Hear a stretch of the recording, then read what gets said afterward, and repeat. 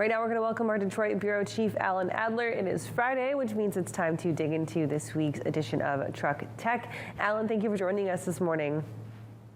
Good morning, Kaylee. How are you?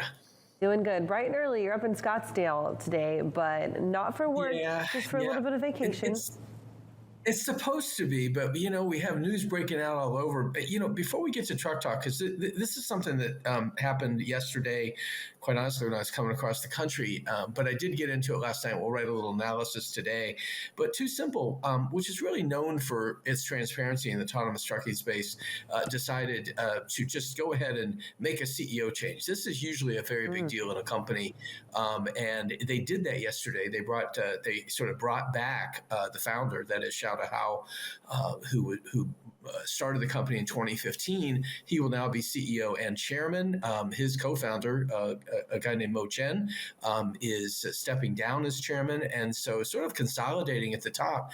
And I guess, I don't think that what happened there is significant as the way, quite honestly, the company blew the announcement.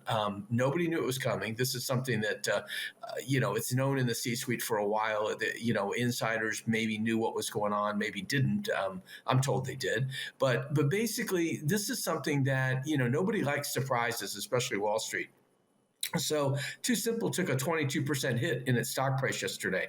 I suspect it will perhaps get some of that back. I think it already was in the aftermarket yesterday. But the idea of sort of sending Chung Lu to the sidelines, this guy has, brought them through their IPO last year, kind of hit every milestone, everything they said they were going to do. He says, he told me it's a good time to go. But this guy's 40 years old. I mean, is he really done? I doubt it, although he does own 2 or 3% of the company. So, even at a depressed stock price, he certainly doesn't ever have to work again if he doesn't want to. Anyway, we'll do a little analysis on that later this morning for the website. We had some more sort of fun CEO intrigue in Truck Tech today. The earnings call for Lordstown Motors, and I understand that Lordstown Motors is not sort of, prime material for us anymore at FreightWaves, because it's a company that's going to, build an electric pickup truck, and we don't really cover this space as much. But the intrigue over there has been fascinating. And this week, I think this whole idea of what's going to become of the company just sort of boiled over on the call. The fellow named Daniel Ninavaji, who was an operative for Carl Icahn, the activist fidester for about 10 years, took over as CEO at Lordstown late last year. And the analysts were not taking it easy on him, especially John Murphy from Bank of America, who sort of asked him, he said, usually we have a founder or a CEO who's kind of the alpha male at a company. He said, who is that over there? Well, this didn't sit very well, and you can even see it streams through the transcript. You didn't have to listen to the discussion to know that this was maybe a little hurtful, but definitely not the kind of thing you usually hear on analyst calls. So we kind of recount that a little bit today. It'd be interesting. I'm going to talk to their president next week at the Work Truck Show down in Indianapolis, and we'll see. I mean, Lordstown just continues to be an intriguing story. Now it's owned by Foxconn, the Taiwanese cell phone manufacturer for Apple and others, and they want to build electric vehicles in this massive former General Motors plant. But it would take us our entire time to go through all the history there. But it's pretty fascinating stuff. And this was just one of those things where you kind of shake your head and say, what are these guys doing? So anyway, other stuff in Truck Tech today, a look at aftermarket parts. Obviously prices went up, but so did, we pulled out just the information from Rush Enterprises, which is the nation's largest group of truck dealerships, as well as PACCAR, which, has really built out its parts business, and just looked at, what kind of money's flowing into that area. And then, some other stuff along the way. But, and this morning, not in Truck Tech, but on the site is our exclusive look at the insides of Waymo's autonomous truck manufacturing operations, which is right in the heart of Detroit, century-old building. You can see the truck there. It really does look like a robot, Haley. I mean, if you think about it, especially with those protrusions off the hood there. And this is a completely built-out autonomous truck, meaning no driver, no intention for a driver a human driver, that is, to ever be in it.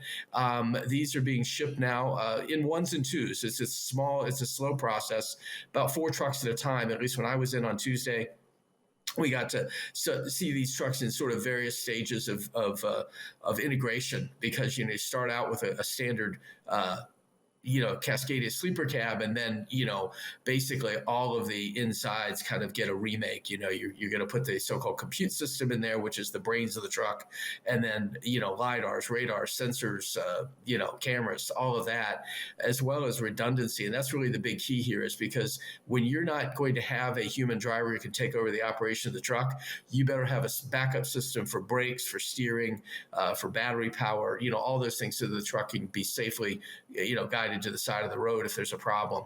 So fascinating first look in there. Great for Waymo to give us the first shot at it, and you can read that this morning on the site. Alan, I can't help but ask, when you see that picture of that Cascadia, you obviously think, holy cow, there's a ton of technology put into that truck. And when we're talking about the semiconductor shortages and even your material shortages, I can't help but wonder, how are they pumping out these orders in 1s and 2s, but you can't get a regular Class 8 truck off of an assembly line? Had they just pre-planned for these parts and they had them in stock when they were intentionally getting ready to start producing these trucks, or were they able to find a loophole in the supply chain issues when others weren't? Well, in the case of Waymo, they're a partner with Daimler Truck North America. Okay, so back in 2020, they agreed to work together. So obviously, it behooves Daimler to give them the trucks that they need to do this. And of course, it's at the end of the day, it's going to be a trickle. It's not like a torrent of trucks that are coming through there. And the other thing, that Waymo does, because Waymo, really started, as you probably know, from the original Google self-driving car program back in 2009. So right before these trucks, started arriving in numbers, small numbers in Detroit, they had Jaguar I-Pace crossover vehicles, which they're using now for ride-hailing, autonomous ride-hailing in the Phoenix area. And actually a little far from where we are here, not too far, in Chandler and a few communities like that, where you can actually, go on your phone and ask for an autonomous pickup, meaning nobody driving that car. It's just going to come and it'll pick you up and take you where you want to go. So they're starting to integrate Jaguar I-Paces where they used to use Chrysler Pacifica minivans. So this is the 5th generation of Waymo's technology. The first, as they say, is fully integrated, truly integrated into the vehicle. You've got all kinds of approaches to autonomous trucking and cars as well. But this idea of having a vehicle that, does not need in any way a driver to take over is where this is heading. And so the big change for Waymo is now being able to, have the full integration of all of the software and hardware rather than, just upfitting and making things, better. This actually is the intention. Now, it's also interesting at Daimler, they have their own internal operation to make a ground-up autonomous truck with a company they purchased most of back in 2019 called Torque Robotics. You may remember we visited them in New Mexico late last year, and so they also have Freightliner Cascadias coming in, and they are sort of the inside job, if you will, at Daimler, while Waymo is the outside contractor. Big company like Daimler, it's not surprising to have two makers of autonomous vehicles. And Alan, I feel like you just dropped a ton of news on us this morning with so many amazing stories. Bringing it back to the first one was too simple, and definitely with that CEO, shuffling. That former CEO that you said, really took the company through so many different phases and was really a great leader.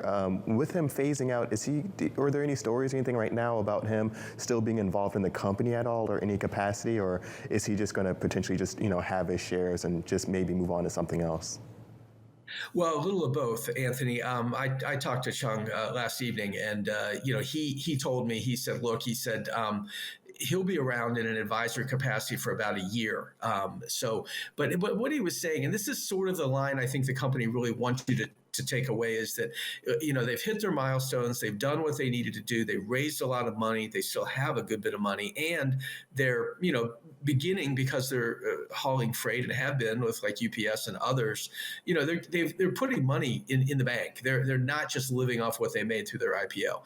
So Chung, who does have an engineering degree, but is not really, an engineer in the sense that some of these brainiacs are that do autonomous trucking.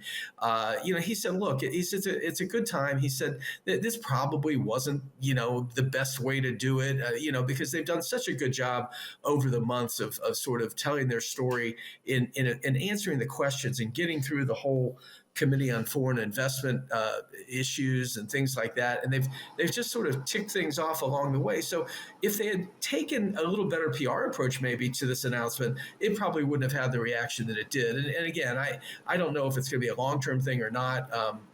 Chung, he, as you said, and I said, he has his shares. He's got, probably plenty of money. He is he and his wife have twin daughters, I believe, and so they're not, if he said I'm leaving so I can spend more time with my family, which is a classic line when you see a CEO depart, it would be believable in his case. But I don't know what he's going to do. He doesn't really know what he's going to do, but he will be around the company for about a year.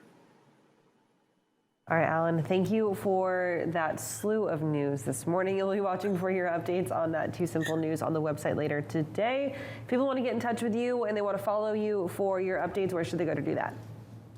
Well, obviously, Adler@FreightWaves.com on our site. You can also get me at Alan Adler on Twitter, and on LinkedIn. I'm out there as well. In fact, we posted the Waymo story on LinkedIn just a little while ago for folks to take a look at. So, it is a slew of news. Probably not the best time to take a vacation, a short one, but you know what? You're going to try anyway.